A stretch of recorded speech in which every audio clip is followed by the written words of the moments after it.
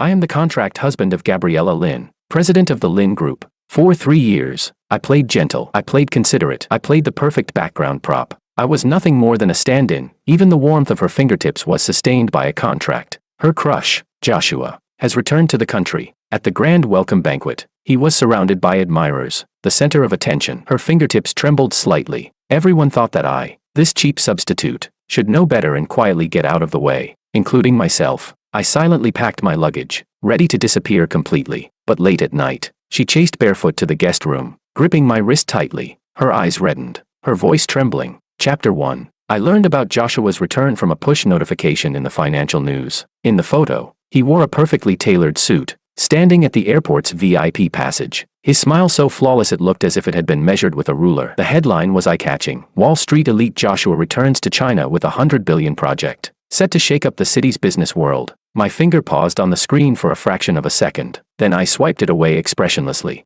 None of my damn business. But it was clearly Gabriella's business. That evening, as usual, I was in the kitchen preparing dinner. Gabriella came home half an hour later than usual. The sound of her high heels on the floor was a bit hurried. Instead of going straight to the study like she normally did, she stopped by the island in the open kitchen. I was lifting the blanched broccoli out of the pot and didn't turn around. There's a gathering tonight. Her voice sounded the same as always, calm, formulaic. Change your clothes and come with me. What kind of gathering? I asked casually as I rinsed the broccoli under cold water. There was a 2-second silence on the other end. Joshua is back, she said. A few friends are hosting a welcome dinner for him. My hand paused slightly as I turned off the faucet. Water droplets slid down the vivid green stalks of the broccoli. Friends. When she used to mention this man, she called him an old acquaintance, or simply the Koo family's son. Now he was a friend. Sure. I shook the water off my hands, turned around, and leaned against the counter to look at her. She was wearing a pearl-white silk blouse paired with a black pencil skirt. Her long hair was meticulously pinned up, exposing her slender, fragile-looking neck. Her makeup was exquisite, but if you looked closely, the concealer under her eyes was heavier than usual. TSK. Didn't sleep well. What do you need me to do? I asked evenly. A background prop, or a shield? Gabriella frowned slightly, clearly displeased with my tone. Just attend normally. Talk less. Got it. A background prop. Preferably a mute one. All right. I tugged at the corner of my mouth. Are you eating?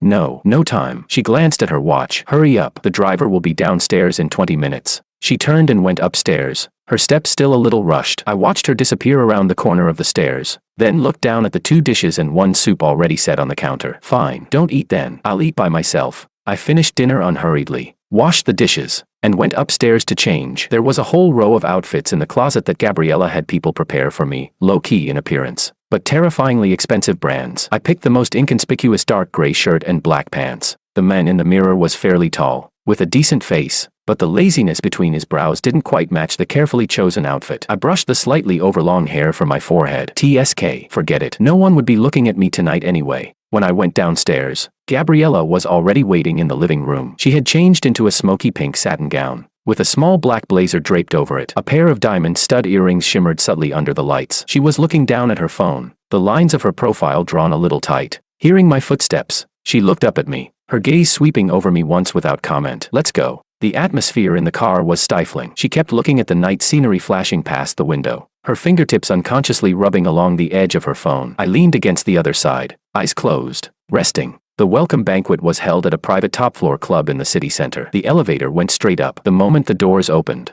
noise and the scent of champagne rushed toward us. Perfume and polished suits, clinking glasses everywhere, familiar faces all around, the influential figures of the city's business circle, along with the young female or male companions they brought. The moment Gabriella Lin and I appeared, the lively scene subtly quieted for a beat. Countless gazes swept over us openly and covertly, sticking to us, especially to me, curious, appraising, amused, gloating. Who didn't know that the icy female CEO of the Lin Group had suddenly gotten married 3 years ago, to an unknown man rumored to be an orphan, and who didn't know that there had always been a crush in Gabriella's heart, Joshua, who had gone abroad for further studies and was now returning in glory.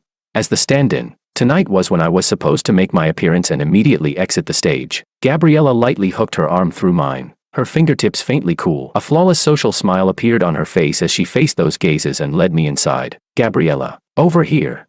Someone called out. It was Manuel, Gabriella's college classmate and one of the organizers of tonight's gathering. Several people were already clustered around him, and the one being fawned over at the center was none other than Joshua. Joshua was even more eye-catching than in the photos. Tall, long-legged, dressed in a perfectly fitted tuxedo, his hair meticulously slicked back. He wore a gentle yet distant smile, listening sideways to a balding middle-aged man beside him, nodding occasionally, his posture elegant and composed. Hearing the voice, he turned around. His gaze landed on Gabriella's face first. In that instant, too many emotions surged within it: nostalgia, guilt, tenderness, and a trace of pain that was hard to detect. Quite the performance. Then, only then, did his eyes slowly move to me, carrying just the right amount of curiosity and scrutiny. "Gabriella, you're here," he said. His voice was the kind of carefully polished low and pleasant tone. He walked toward us, every step looking as if it had been measured. "Joshua, welcome back," Gabriella said. Her voice was steady, but I felt the arm loop through mine tighten ever so slightly. "Thank you." Joshua stopped in front of her, his eyes fixed deeply on her, almost greedily, before he restrained himself and turned to me with a smile. "And this is..."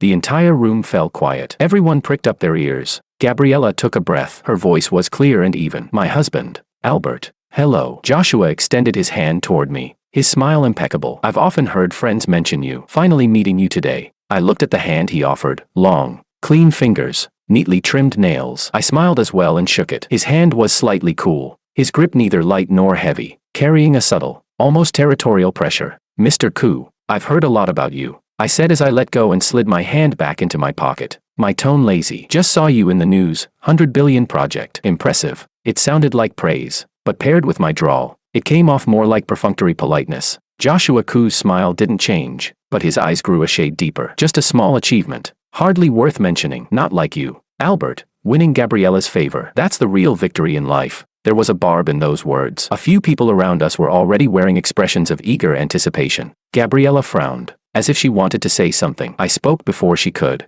still in that half-dead tone of mine. "Just good luck." Picked up the scraps. A flash of coldness passed through Joshua's eyes, but his expression remained warm and genial. He stopped looking at me and turned back to Gabriella, his tone familiar and intimate. "Gabriella, shall we talk over there? There's a project I'd like to hear your thoughts on." Gabriella hesitated and looked at me. "Go ahead." I jerked my chin at her, casually taking a glass of champagne from a passing waiter's tray. "I'll wander around." She looked at me, her lips moving slightly. In the end, she only said softly, "Don't drink too much." Then she followed Joshua toward the center of the crowd. He subtly turned sideways and lightly supported her lower back, protective in posture. Gabriella's back seemed to stiffen for a split second, but she didn't move away. The surrounding gazes instantly grew hotter, mixed with low murmurs. I didn't need to listen to know what they were saying. "Look, the real deal is back. The stand-in should step aside." I swirled the champagne in my hand and tipped my head back for a sip. TSK. So damn sour. Chapter 2. Holding that unbearably sour glass of champagne, I tucked myself into a corner by the window. Outside the floor-to-ceiling glass was the city's brilliant nightscape, lights scattered like a shattered Milky Way. Beautiful, but a bit blinding.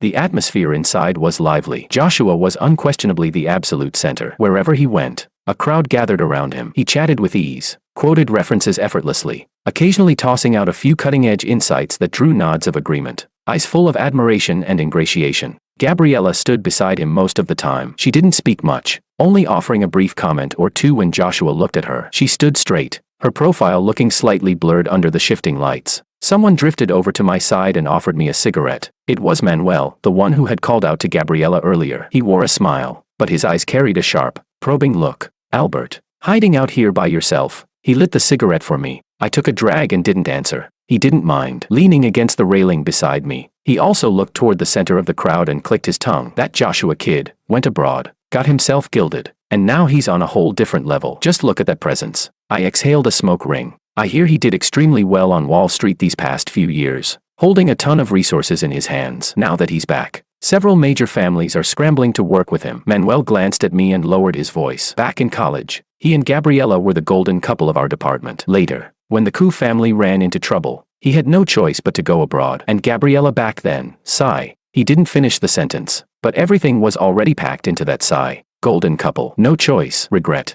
and me barging in sideways. Wasn't I the biggest flaw and stumbling block in that so-called beautiful story? "Albert, don't blame me for being blunt." Manuel patted my shoulder, his tone carrying a hint of pity, like consolation. "Some things just can't be forced. Who Gabriella has in her heart, we all know. These 3 years haven't been easy for you either. If you ask me, take it easy. You won't be shortchanged. President Lin isn't a stingy person." I flicked the ash off my cigarette and smiled. "Young Master Zhou, planning my future for me now."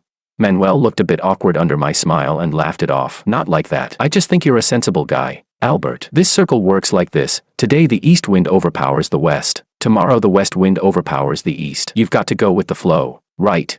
I didn't bother replying, realizing he wasn't getting anywhere. He chatted idly for a couple more sentences before slipping back into the crowd. Go with the flow, I get it. They could see my momentum fading. So they came early, either to curry favor or to step on me for fun. The cigarette was nearly burning my fingers. I stubbed it out on the nearby trash bin. When I looked up again, I happened to see Joshua slightly lower his head, leaning in to say something by Gabriella's ear. She turned her face to the side. I couldn't see her expression, but she didn't dodge. After speaking, Joshua straightened and very naturally reached out, plucking an imaginary loose strand of hair from her shoulder. The gesture was gentle, intimate. A few suppressed, suggestive chuckles rippled through the crowd. Gabriella suddenly stepped back half a step, widening the distance. Joshua's hand paused in midair, then withdrew as if nothing had happened. His smile remained warm, but his eyes darkened slightly. I looked away, feeling bored. I set the empty glass aside and headed for the terrace to get some air. Just as I reached the glass door leading outside, I heard two women's low snickers from behind a nearby pillar. Did you see that?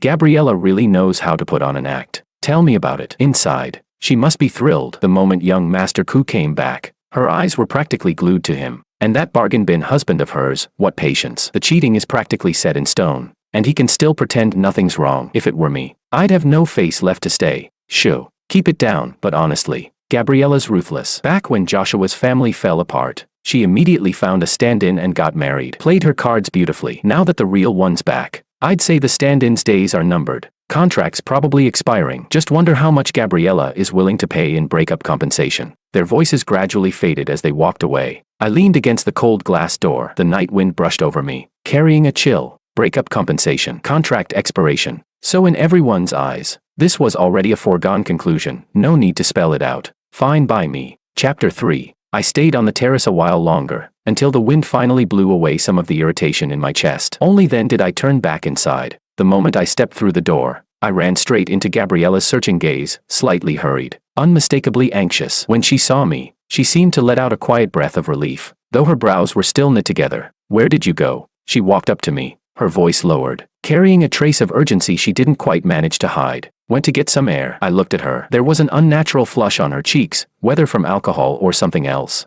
I couldn't tell. Her eyes drifted, not quite daring to meet mine. Are you feeling unwell? I asked. No. She answered too quickly, then paused before adding, it's about time. Let's go home. Not going to talk a bit more? I tipped my chin toward Joshua's direction. He was surrounded by people toasting him, yet his gaze cut through the crowd and landed on us from afar, deep and unreadable. Gabriella followed my line of sight, then immediately turned back, her tone hardening. No, we're leaving. She didn't hook her arm through mine this time. Instead, she turned and walked straight toward the elevators, her back rigid, almost stiff. I followed half a step behind her. From her body, through the faint scent of her perfume, drifted a trace of something unfamiliar, a crisp, masculine cologne, probably picked up when Joshua stood too close. The elevator descended in silence, the enclosed space holding only the two of us. She stared at the changing floor numbers, her lips pressed pale. Earlier, Joshua was just talking to me about his project, she suddenly said. Her voice sounded dry, like an explanation, or maybe she was just talking to herself. I replied. She clearly hadn't expected that reaction. She turned to look at me, parted her lips, then said nothing. The elevator reached the underground garage. Ding! The doors opened. The driver had already pulled the car over. Gabriella walked over quickly and got in. I followed and took the other side. The car door closed, cutting off everything outside. The air inside felt even more stifling. The entire drive passed without a word. She kept her head turned toward the window, leaving me only a cold, rigid profile. Only after the car pulled into the villa's garage and came to a stop did she unfasten her seatbelt, yet she didn't get out immediately. In the dim light, her hands resting on her knees were clenched tight around the smooth satin of her dress, twisting it into deep creases. Albert. She called my name, her voice very low, carrying a tremor so faint it was almost imperceptible. She took a deep breath, as if summoning all her strength before forcing the words out. The 15th of next month, the contract will expire. The car was so quiet I could hear the faint airflow from the central air conditioning. The 15th of next month. I ran the date through my head. About 4 weeks left. Perfect timing. Joshua comes back. The contract expires. Seamless. No wasted gap at all. Got it, I said calmly. Gabriella seemed momentarily choked by how steady my reaction was. She turned to look at me in the dim light, her expression complicated, as if searching my face for some other emotion, anger, resentment. Even a hint of disappointment would do, but there was probably nothing there. 3 years in, if I hadn't learned anything else, I'd at least fully completed the course on facial control. The complexity in her eyes slowly faded, replaced by something deeper, something I couldn't quite read, until it all settled into a heavy, inescapable exhaustion. If you have any requests, you can say so. She looked away, her voice returning to its usual coolness, though slightly hoarse. As long as they're reasonable, I'll try to meet them. So now we were talking about the breakup compensation. Efficient, very efficient. I thought for a moment. I'll move out. That's all. I don't need anything else. She snapped her head back toward me, genuine shock flashing in her eyes. You don't need anything. The house, the car, or money. When I came, I didn't bring any of those either. I cut her off, pushed the door open, and got out of the car. That's it. Night wind rushed in, dispersing the stale air inside. I stepped out, didn't wait for her, and walked straight toward the villa. Behind me came the sound of the car door opening and closing, followed by the sharp clicks of her heels. She chased after me and grabbed my wrist at the entryway. Chapter 4. Her hand was cold, colder than it had been at the club. Albert. Her voice lifted slightly, edged with an anxiety she couldn't quite hide. That's not what I meant. You don't have to. Gabriella. I stopped, didn't turn around, just looked at the marble floor ahead, polished enough to reflect light. The contract was very clear. 3 years, each taking what they needed. Time's up, part on good terms. That's fair. Her hand stiffened, then, inch by inch, loosened its grip on my wrist. I didn't linger. I went straight upstairs. Our bedroom was on the second floor, large, cavernous. I'd lived here since the day we got married, but it had never felt like a home, more like a luxury hotel suite. I didn't have much of my own things, a wardrobe, a desk, that was it. I took a shower. When I came out, Gabriella was already there. She'd changed into sleepwear and was sitting on the sofa by the window, a document in her hands, though her eyes were unfocused. Clearly not reading anything. Her long hair hung damp over her shoulders, still dripping, darkening a small patch of silk on her shoulder. She didn't seem to notice. I dried my hair, went to my side, lifted the covers, got into bed, and turned off my bedside lamp.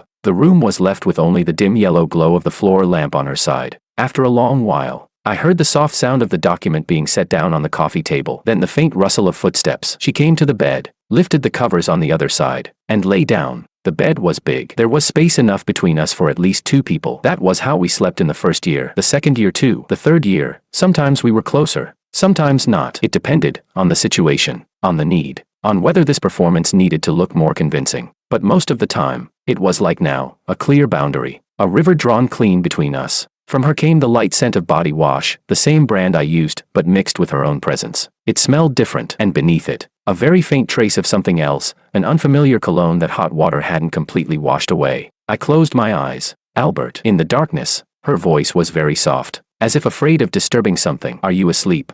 I didn't answer. She waited for a bit. When no response came, she said nothing more, only turned over, her back facing me. After who knew how long, I heard her, so quietly it was almost swallowed by the sound of breathing, say, I'm sorry. The words were light, quickly dissolving into the dark, as if they'd never existed. I lay there with my eyes open, staring at the vague shadows on the ceiling. Sorry. Sorry for what? For using me for 3 years? Or sorry that your crush is back, and this chess piece of yours should step aside?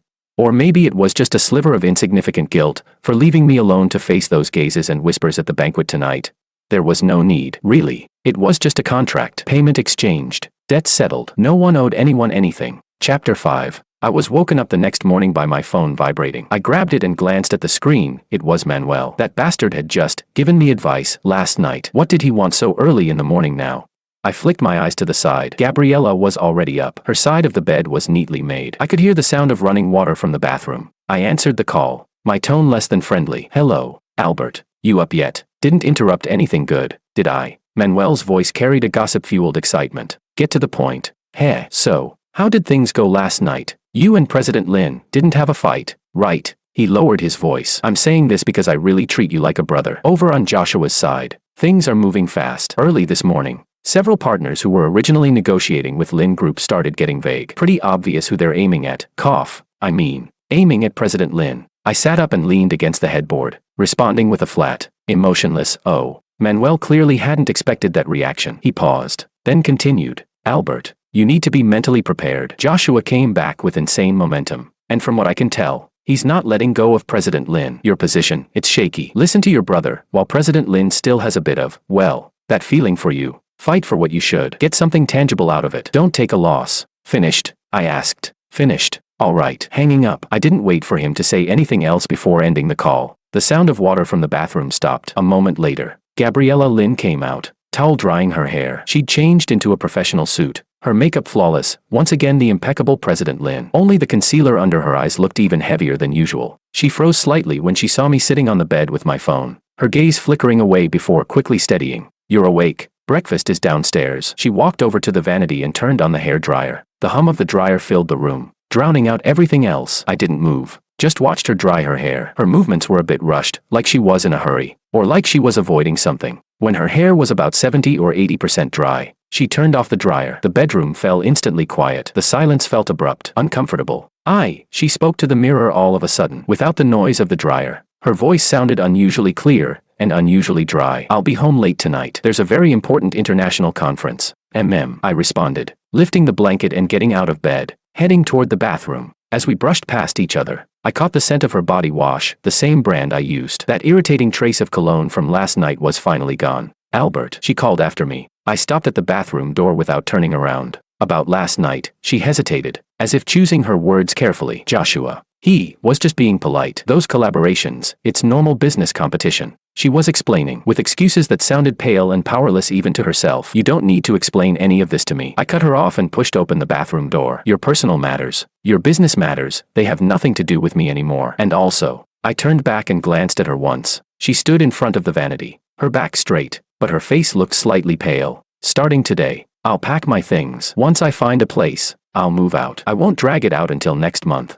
After that, I didn't look at her expression again and closed the bathroom door. I turned on the shower. Hot water poured down over my head. I closed my eyes, my mind strangely empty. Maybe this was for the best. Drawing a clear line early was good for everyone. These 3 years had been like a long, vividly realistic dream, a dream with a gentle, considerate husband, a wife who occasionally showed moments of reliance, and sweet moments that looked real or fake to outsiders. Now, it was time to wake up. I, Albert, have never been anyone's stand-in, not in the past, and even less so in the future. When I came out of the shower, the bedroom was already empty. All that lingered in the air was the faint dry down of the perfume she always used. I changed into clothes suitable for moving around, opened the wardrobe, and started packing. I really didn't have much, several frequently worn outfits, a few books, and some scattered personal items. A 28-inch suitcase wasn't even filled to the brim. When I got to the desk drawer, I saw the velvet box. I opened it. Inside was a very simple platinum band. We'd bought a pair when we got married. Mine, I had no idea where it went. Or maybe I'd never worn it at all. Hers was only ever taken out from the depths of her jewelry box for necessary occasions, put on briefly, just to keep up appearances. I took the box out and placed it in a conspicuous spot on the desk, returning it to its rightful owner. By the time I finished packing, it still wasn't noon. I stood the suitcase upright against the wall and looked around the room I'd lived in for 3 years. Suddenly, it felt a little unfamiliar,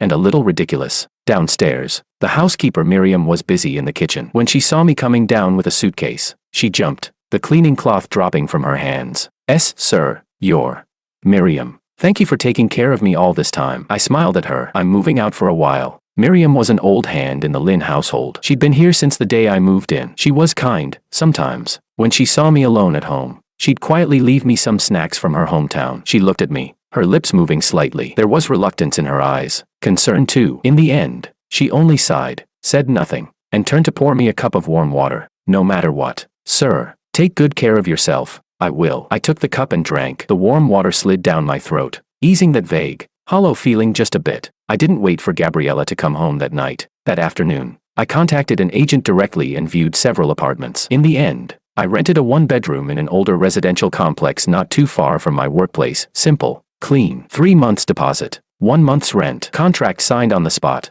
By the time I dragged my suitcase into that cramped yet unfamiliar space, night had already fallen. Outside the window was the mottled wall of the neighboring building, accompanied by the clatter of pots and pans, children crying and shouting, completely different from the Lin family villa, with its spaciousness, its expensive fragrances, its silence. I dropped the suitcase in the middle of the living room, walked over to the window, and lit a cigarette. Nicotine flooded my lungs, bringing with it a sharp, very real sense of pain. My phone vibrated in my pocket. I took it out and looked at the screen. The caller ID showed a single name, Gabby. Chapter 6. This was a contact she'd forced me to save a long time ago. She said, "What if there's an emergency?" 3 years had passed. The number had rung only a handful of times, each one a brief command like, "I have a dinner engagement tonight. Don't wait for me," or "Come with me to meet a client tomorrow." I stared at the name jumping on the screen until the call disconnected automatically, but almost immediately, it rang again. persistent. I took my last drag of the cigarette, stubbed it out, then slid my finger across the screen and lifted the phone to my ear. I didn't speak. She didn't either. There was only the faint hum of static, and her slightly ragged, unsteady breathing. After several seconds, her voice finally came through, suppressing something heavy, the words hitting me head-on. "Where are you?" Her voice through the line carried a taut restraint, even a tremor, nothing like the calm, controlled Gabriella I was used to. "Where are you?" she asked again, more urgently this time, leaning against the window frame. I watched a few children chasing each other in the courtyard downstairs and calmly gave her the name of the residential complex and the building number. There was a sharp intake of breath on the other end, followed by a dull crash, something knocked over, and a burst of noisy background sound, as if someone were trying to persuade her of something. She ignored it, raising her voice, filled with disbelief and anger, or maybe something else entirely. "You moved out, Albert. Who told you you could move out? The contract hasn't expired yet." "Just getting used to it early," I said. "It's only a few weeks anyway." "You," my words cut her off. Her breathing grew more frantic, even through the phone. I could imagine her chest rising and falling violently. "Come back right now, immediately. President Lin." I switched how I addressed her, my tone flat. "The contract doesn't say I have to live in your house, Albert." She nearly growled my name, then suddenly dropped her voice, fragile to the point of panic. "Come back, let's talk." "Okay."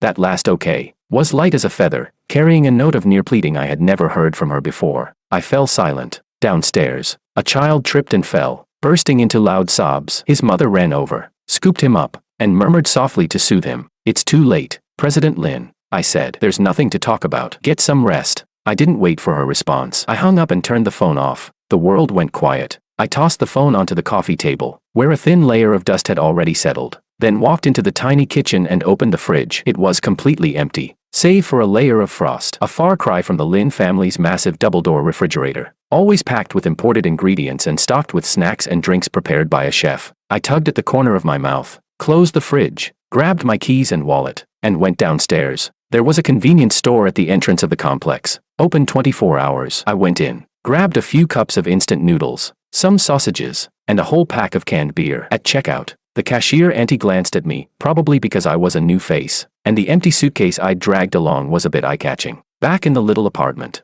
I boiled water and made the noodles. The cheap, MSG-heavy smell filled the cramped space. I sat on the only chair, opened a can of beer, and ate slowly, noodles and beer together. My phone lay quietly on the coffee table, screen dark. Halfway through the meal, someone knocked on the door, not loud, but urgent. Once, twice, again. Each knock stubborn, insistent. I put down my fork and didn't move. The knocking stopped just when I thought the person outside had left. The door was slapped hard. Bang, bang, bang.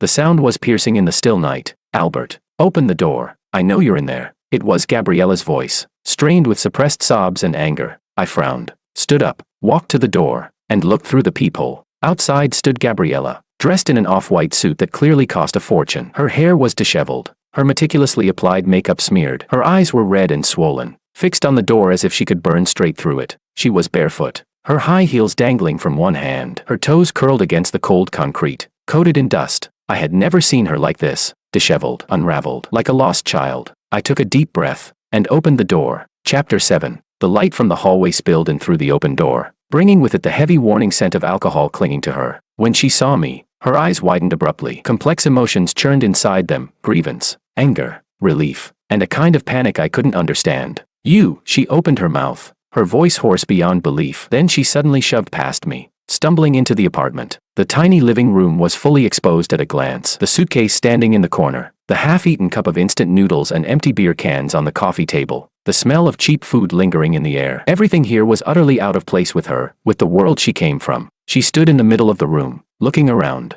her body trembling slightly. Then her gaze landed on my suitcase and froze. You're in that much of a hurry?" She turned to look at me. Tears spilled down without warning, smearing her eyeliner and leaving dark streaks down her cheeks. "You couldn't even wait a single day. You just had to get out of my sight immediately." "Albert, do I really disgust you that much?" I didn't answer. I closed the door, shutting out any prying eyes that might have been lurking in the hallway. Seeing that I remained provenly silent, her emotions flared even more. She took a few steps forward and rushed up to me, lifting her head, her reddened eyes glaring at me fiercely. "Say something. Weren't you pretty good at talking before? What, are you mute now?" The smell of alcohol on her was overpowering, mixed with the salty scent of tears. I looked at her, at this woman who had shed every layer of calm and self-control, leaving only disarray and rage behind. "You've had too much to drink," Gabriella, I said. I haven't. She shouted, tears pouring even harder. I'm perfectly sober. Albert, 3 years. Even raising a dog for 3 years. You'd grow attached, and you just leave like this, without even saying a word. What do you take me for? A client whose contract you can terminate anytime. Her words cut like knives. Yet strangely, I didn't feel much pain. Maybe I'd already gone numb. That's what the contract says, I reminded her. To hell with the contract, she shrieked, suddenly sweeping her arm across the coffee table. The half cup of instant noodles crashed to the floor. The flimsy paper bowl overturned. Soup and noodles spilling everywhere in a filthy mess. She stared at the mess on the floor, then at her own hand now smeared with grease. It was as if all the strength drained out of her at once. Her shoulders slumped. She staggered back 2 steps and leaned against the cold wall. Her head lowered. Her shoulders began to shake violently. Suppressed, broken sobs forcing their way out of her throat, echoing through the silent apartment. She cried. Not the quiet, delicate kind of crying, but the kind children do. Heedless and heart-wrenching. Big tears fell and splashed onto the floor, mixing with the noodle soup, making everything look even dirtier, more pathetic. I stood where I was and watched her cry. That empty place inside my chest felt as if something had pricked it, stirring a faint, unfamiliar ache. I didn't move. I didn't speak. I just watched her cry until her sobs gradually weakened, breaking into intermittent sniffles. She raised her arm and wiped her face roughly with her sleeve, smearing her eyeliner and lipstick all over. Her face looked like a mess, like a little cat that had gotten into trouble. She sniffed, lifted her swollen red eyes to look at me, her voice hoarse to the point of barely being audible. Albert, the contract, let's renew it. Okay. I froze. I thought I'd misheard. Renew it. After Joshua came back. After she'd personally told me last night that the contract was about to expire. After she'd completely lost control like this today. When I didn't respond, she shuffled forward a small step, her bare feet on the cold floor. Smeared with dust and tears, she tilted her face up at me, her eyes filled with a near humble plea, repeating, let's renew it. All right, you named the terms, anything is fine. I didn't answer. Instead, I walked over, bent down, picked up the paper bowl and fork from the floor, then pulled out several tissues and slowly wiped up the mess. She stood there, watching my movements, stiff like a statue. I threw the trash into the bin in the corner, went into the cramped bathroom to wash my hands, then came back with a clean, damp towel. When I returned to her, I held the towel out to her. She didn't take it, just looked at me, her eyes hollow. After a brief pause, I raised my hand and gently wiped the smeared makeup from her face with the towel. My movements were a little awkward, but I tried to be as gentle as possible. Her skin was very hot. Her tears were cold. Where the damp towel passed, it left behind clean skin flushed with an unhealthy red. She didn't dodge. She simply closed her eyes, long lashes trembling, wet. When I was done, I set the towel aside. Then I bent down and, amid her soft gasp, slid one arm under her knees and the other around her back, lifting her up in one smooth motion. She was light, lighter than I'd imagined. All that sharp, defensive edge seemed to vanish in that instant. She leaned softly against my chest, her face pressed to me, burning hot. I carried her into the tiny bedroom and laid her on the single bed covered with cheap plaid sheets. Then I pulled the blanket over her. She kept her eyes on me the whole time, blurred, as if she were deeply drunk, or terrifyingly sober. I turned to leave, but a cold hand suddenly grabbed my wrist. Chapter 8. Don't go. Her voice was very small, thick with a nasal tone. Albert. I'm cold. My steps stopped. There was no air conditioning in the room. The old windows didn't seal properly, and the night wind slipped in through the cracks, carrying the chill of late autumn. She'd run all that way barefoot and cried herself out. Whatever warmth the alcohol had given her was long gone. She really was cold now. I didn't pull my hand free. I sat down by the bed. Her hand was icy, gripping my wrist tightly, her nails almost digging into my skin. She shifted closer, burying her face into the narrow space between the blanket and my body. Like a small animal searching for warmth, her warm breath seeped through the thin fabric, brushing against my waist. After a long time, so long I thought she'd fallen asleep, she mumbled again, muffled, heavy with drowsiness and the remnants of tears. Renew it, no backing out. I didn't respond. I let her hold on. Outside the window, a few distant dogs barked indistinctly. It was very late. The single bed was narrow. We were pressed close together, body heat passing through layers of thin clothing. Her breathing gradually evened out, slow and steady. The grip on my wrist loosened slightly, but she still didn't let go. I stayed there, sitting on the edge of the bed, my back against the cold wall, staring at the faint, hazy light seeping in through the window, wide awake. Renew it. The word circled in my mind like a curse. Why? Joshua was back. The men she'd waited for had returned. Everyone thought it, including me, that this absurd contract marriage should be over. That I, this temporary actor, should take my bow and leave the stage. Yet on the eve of the contract's expiration, she got herself drunk, ran barefoot to my crappy rental, cried like an abandoned child, then grabbed my hand and said she wanted to renew it. Where was the logic? What was the reason? I lowered my head and looked at the woman curled up under the blanket. Her sleep was restless, her brows faintly drawn together, moisture still clinging to her lashes. Stripped of her usual dominance and icy composure, she looked unbearably fragile now. Was it because of Joshua? Did he do something, or say something, that frightened her, so she wanted to cling to me, this temporary piece of driftwood?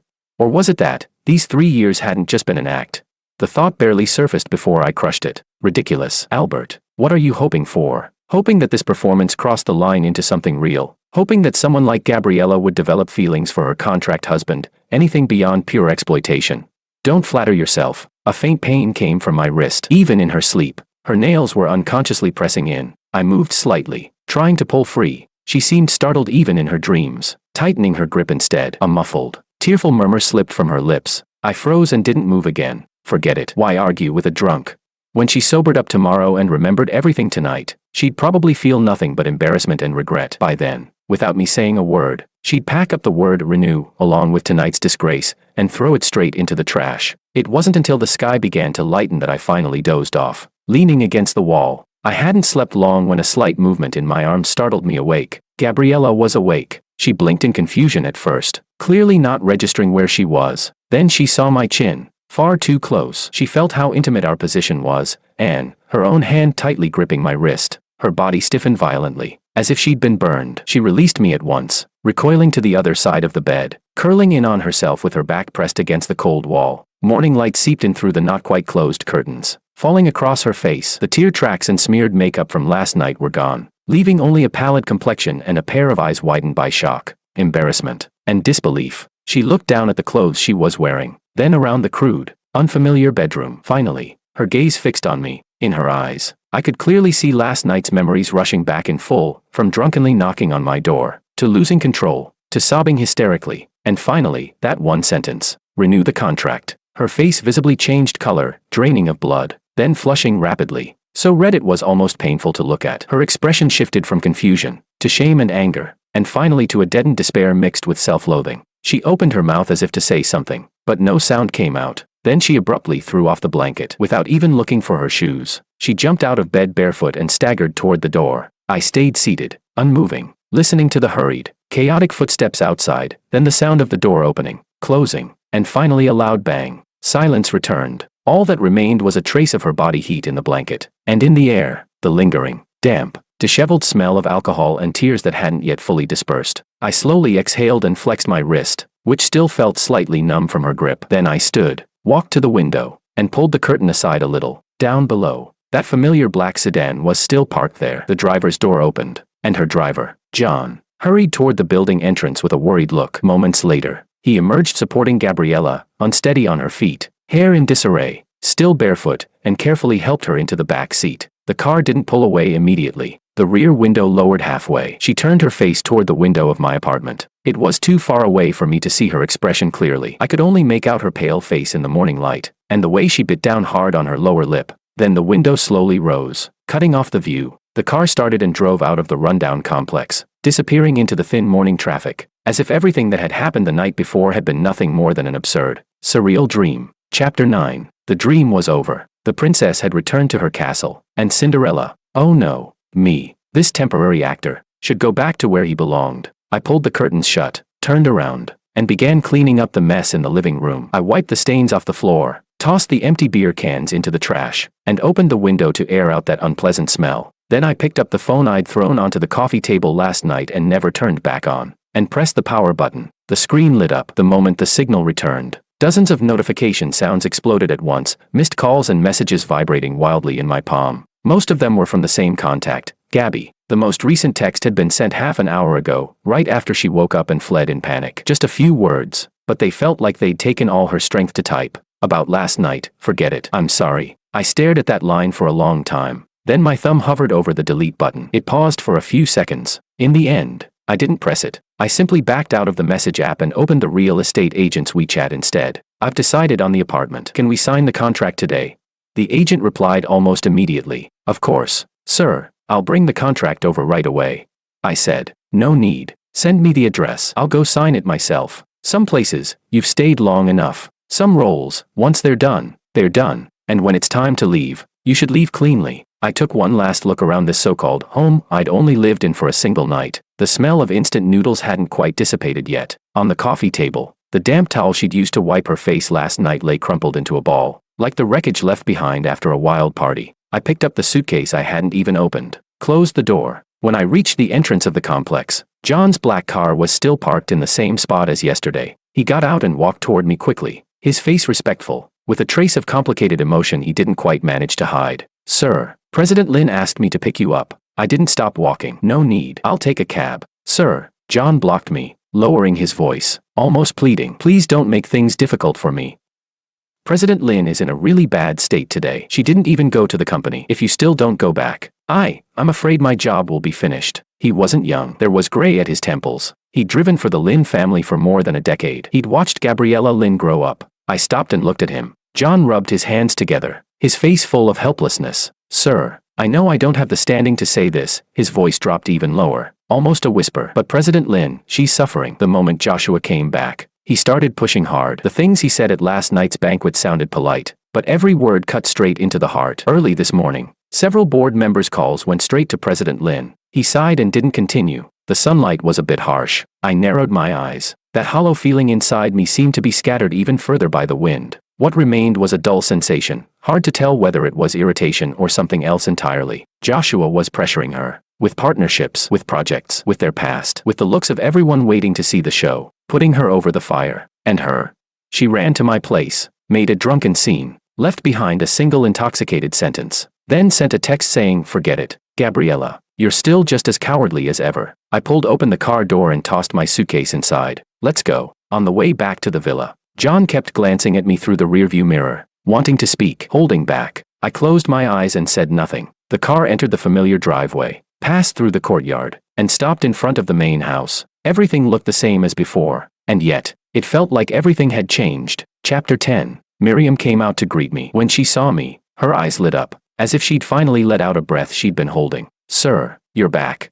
She took the suitcase from my hand and lowered her voice. "Mrs. upstairs. She hasn't come down at all, didn't even eat breakfast." I nodded and went upstairs. The door to the master bedroom was closed. I turned the handle and pushed it open. The curtains inside were drawn tight, leaving the room dim. She wasn't on the bed. She was curled up on the sofa by the window, the same one she'd sat on last night, hugging her knees, her face buried in the crook of her arms. She was still wearing yesterday's off-white suit, wrinkled beyond recognition. Her bare feet were still dusty. At the sound of the door opening, her body jolted violently, but she didn't lift her head. I walked in and closed the door. I didn't turn on the light. I simply went over and sat down opposite her. The room was terrifyingly quiet, so quiet that the only sound was her breathing, strained, fractured, trembling despite her effort to suppress it. After a long time, she slowly raised her head. Her eyes were badly swollen. Her face was pale as paper. Her lips bore deep marks from where she'd bitten them herself. She looked at me, her gaze hollow, carrying a fragility on the verge of shattering. "I'm sorry." Her voice was so hoarse it was barely audible. "Last night, I drank too much." I said nonsense. She spoke word by word, slowly, with great effort, like reciting a script she hated. "You don't have to take it seriously. The contract will end when it expires. I won't bother you again." She paused, her fingernails digging deep into her palm. "Have you found a place? If you need, I can have the driver help you move." After saying that, she turned her gaze away, toward the heavy curtains, as if looking at me for even 1 second longer would make her fall apart. I didn't answer her. Instead, I stood up and walked to the wall. I pressed the button for the curtains. The thick velvet drapes slowly slid apart. Blazing afternoon sunlight poured in without restraint, instantly illuminating every speck of dust floating in the air, and illuminating, on her pale face, the embarrassment and tear stains she could no longer hide. She instinctively raised a hand to shield her eyes, as if she couldn't adapt to the sudden brightness, or as if she didn't want me to see her expression clearly. "Gabriella," I spoke. My voice sounded unusually clear in the oppressive silence. Her body stiffened. "Look at me." She didn't move. Her fingers clenched until they turned white. I said, "Look at me." I repeated it, not loud, but carrying an unquestionable force. Her shoulders trembled. Then, very slowly, she lowered the hand covering her eyes, forced to meet my gaze. In them were shame, guilt, despair, and a faint, nearly extinguished struggle. "What you said last night." I looked at her and spoke slowly. "Were you saying it as President Lin, or as Gabriella?" Her pupils shrank abruptly, as if she hadn't understood, or as if she had understood perfectly, and didn't dare answer. She opened her mouth, a broken sound escaping her throat. Then tears spilled out without warning. This time, She didn't dodge. She didn't wipe them away. She just looked at me, letting the tears pour down unchecked. I'm scared, Albert. She finally said it. Her voice shook beyond control. Joshua, he's not the person he used to be. The way he looks at me, it's like I'm merchandise he's come back to reclaim. Every word he says has a hook in it. Those partnerships, those board members, they're all forcing me to choose. She sniffed, the tears flowing even harder. I know I'm not qualified. The contract was my idea. I'm the one who used you. For 3 years, I got used to you being there, used to coming home to lights on, used to the food you cooked, even though I knew it was fake. But last night, watching you turn around and leave, watching this house suddenly become so empty, I couldn't take it. She raised her hand and wiped her face hard, but it did nothing to stop the tears. When I said renew it, I wasn't trying to keep using you. I don't know. I just didn't want you to go. I was drunk. I was crazy. Don't take it seriously. Just treat it as nonsense, I blurted out. Her words fell apart. She cried so hard she could barely breathe, like a child who had finally torn away every layer of forced strength, exposing the frightened, helpless core beneath. Chapter 11. I stood there, watching her cry, watching the Lin Group's president, always calm, powerful, flawless in the eyes of others, now curled up on the sofa, crying her heart out, utterly undignified. Sunlight fell on her trembling shoulders, warm. I walked over, squatted down, bringing my gaze level with hers. Then I reached out and, with my thumb, wiped away the tears streaming endlessly down her face, bit by bit. The movement was a little awkward, but very gentle. She froze, staring at me with swollen, reddened eyes. She forgot to cry. Stop crying, I said. Your makeup's smudged again. Her nose twitched. She was about to cry all over again, then suddenly let out a hiccuping sob. It looked a little ridiculous. I couldn't help it. I let out a very soft laugh. She stared at the faint curve at the corner of my mouth, so slight it was, almost invisible, her eyes widening as if she'd just seen something unbelievable. The contract. I withdrew my hand and looked straight into her eyes, speaking slowly. Can be renewed. Her breath caught, but not the old one. I continued. No expiration date, no clauses, no President Lin, no employee Albert. I paused. Just Gabriella and Albert. Her lips trembled. She couldn't get a single word out. She just stared at me, as if trying to determine whether what I'd said was real. You asked me last night. I leaned a little closer, close enough to see the teardrops clinging to her lashes. What I take you for? She held her breath. I'll answer you now. I raised my hand, curled my fingers, and with my knuckles, very lightly, tapped her damp cheek. I take you for trouble. You cry ugly, get drunk and act shameless, and when you're sober you chicken out completely, and you're especially hard to take care of. I pulled my hand back and stood up. So stop saying sorry. It's annoying to listen to. I turned and walked toward the door. At the doorway, I stopped, didn't turn around. I haven't had lunch yet. Is there anything left in the fridge? Behind me was a long, suffocating silence. Then I heard a soft rustling sound. She was getting up from the sofa, bare feet stepping onto the carpet, stumbling slightly before steadying herself. Her voice, thick with a nasal tone, yet unusually clear, came from behind me. Yes, tomatoes, eggs, and noodles. I gave a quiet Wait. I opened the door and walked out. My footsteps gradually faded away. Inside the room, Gabriella stood where she was. Sunlight poured over her, warm enough to make one want to cry. She slowly lowered her head and looked at her dirty, dust-stained bare feet. Then, slowly, she curled her toes and relaxed them again. At the corner of her mouth, little by little, a smile curved upward. A small smile, tearful, but undeniably real.